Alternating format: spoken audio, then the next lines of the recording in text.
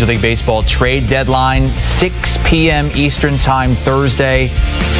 21 teams within 5 games of a playoff spot entering Tuesday. Our David Sampson has been a part of many deadline negotiations and trades over the years as a former team president. Take us inside those front offices right now. What does this last push over the last 2 days look like? There's candy wrappers everywhere. There's pizza boxes. There's open containers of drinks, mostly non-alcoholic. There's amazing stress. There's cords in order to charge your devices. And what you're trying to figure out is, when is the time to blink? Blinking is when the front office looks at the owner and says, okay, we will go ahead and do this deal, and we're going to overpay to do it.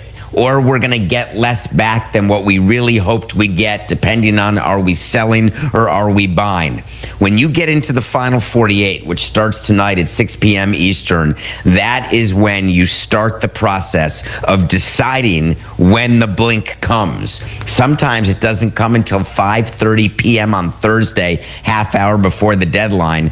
And a little note, Chris, the deadlines used to be at midnight. And they changed it because East Coast presidents and GMs were like, this is ridiculous. Make it earlier because we're sitting there until the deadline. And so then it became 6 p.m. Little note there, Chris. So how do you figure out whether or not you're a buyer, you're a seller, or you're a punter and you're just going to stand pat? And who are the teams right now you think that are facing those big decisions right now? It's been written about by so many MLB insiders. Who's buying? Who's selling? Have the decisions been made? Yes, they have. Nobody is going into this 3 days of games and saying, oh, if we win the next 2, then we're in. We're buying. Oh, my God, we just lost 1 out of 2 games on July 29th and 30th. Like the Blue Jays, man, we're done. We're sunk. We lost a couple of the Orioles. It's total horse hockey. You know what you're doing going into the final 2 weeks before the deadline. You know from your owner whether you can take on money or whether you have to shed money. Again, another misconception. It's not like at the deadline you call the owner and say, hey, can we take on $5 million? Of course not. You know in advance what you can do. Sometimes you go to the owner for a little more if you really need to save a prospect and give a little more money in a deal. But right now it's front offices who are trying to get the most they can if they're selling, or give away the least they can if they're buying. Yeah, so the owner isn't necessarily in those meetings with you. You just got him on the phone. Because what's the give and take like with the ownership group and then the front office, and then there's the manager as well who's looking after the team?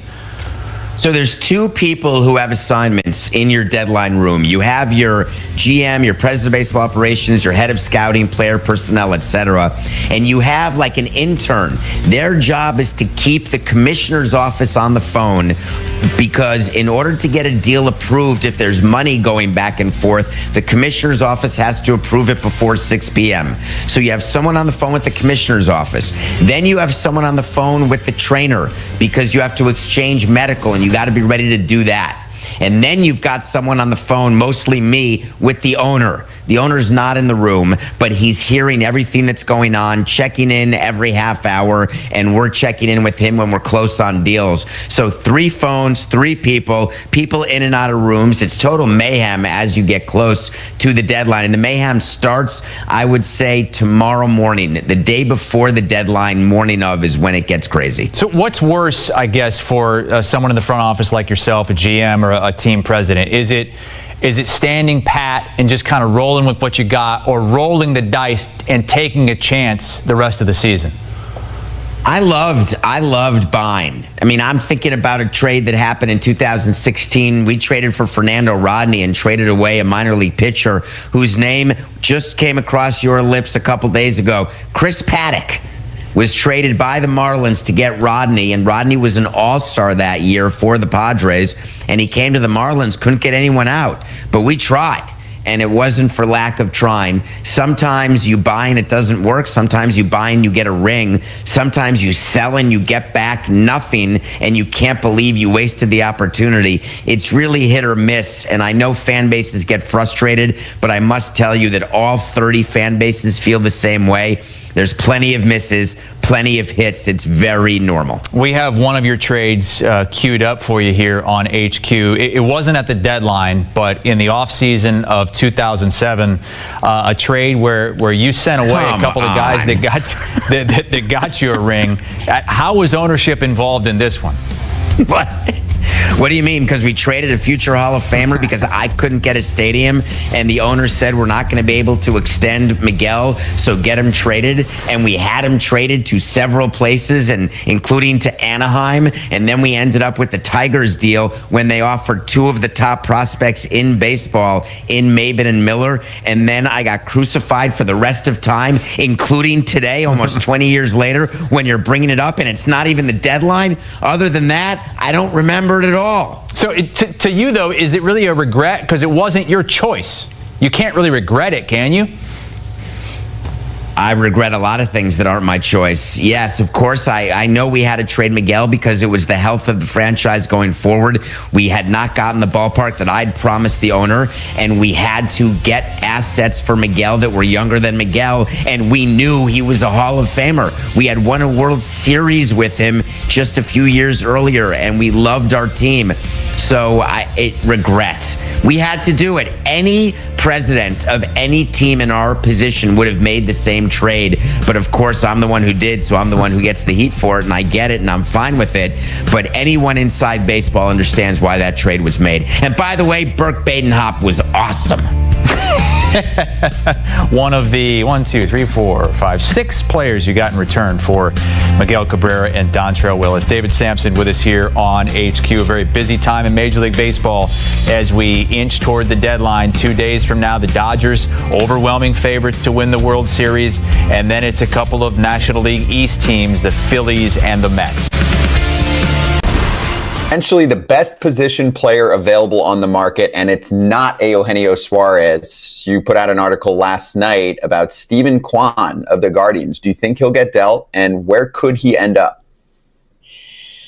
Scott, I'm not sure he'll get dealt. I can't predict that. And obviously the Guardians are a team that generally set their prices at a high level and do not waver from them. And that frustrates other clubs at times, but that's their right to do that. They're every right to do that. And the way they see it, because they're operating in such difficult circumstances with low revenues, they have to be very disciplined about what they do. Now, Steven Kwan is a guy that has 2 more years of control after this. They don't have to trade him. They probably shouldn't trade him from a competitive standpoint. But with what has happened, losing Luis Ortiz and now Emmanuel Clase to non-disciplinary paid leave because of the gambling investigation, let's face it, their chances for 2025 are pretty much shot. So they may be at least more open to the conversation than they would be with Kwan. And yes, they will entertain offers, as all teams entertain offers for pretty much all of their players. As far as we know, there have been no progress, or has been no progress in any extension talks with Kwan. So this is something they will consider. I would expect the Padres would be in there deep on Kwan, the Dodgers, the Blue Jays, pretty much every team that would want to bat would be in on him. The question is, will the Guardians move when they have all these other opportunities to trade him? In the offseason, you could even expand the list of teams because it wouldn't necessarily include only contenders. They don't have to do this now, but maybe some team will push them to do it now. Ken, stay on the Guardians here for a second. How big of a deal was the Emmanuel Clase news yesterday? And how much Jim Bowden came on to change their whole trade deadline? Is that true that basically they were going to move him, and now since he's off the table and he's on the restricted list, they changed their complete deadline plans? Well, certainly they were talking about moving him. And it was something that, again, they were going to consider, and they would have to have their price met. Whether it was a certainty that they were going to move him, I don't know that anyone can say that. But what it did do, in my opinion, is really end any chance of them buying. Because at this point, you're down 2 significant pitchers. They were kind of right in that never land zone where they weren't quite sure what to do. Not playing particularly poorly, not playing particularly well. But now, come on. They know that they're not going to be a playoff team. They know that this season is pretty much shot. So that does change their direction, no question, because there was still some chance that they were going to buy And it seems now that chance has been diminished almost to zero. Trade deadline is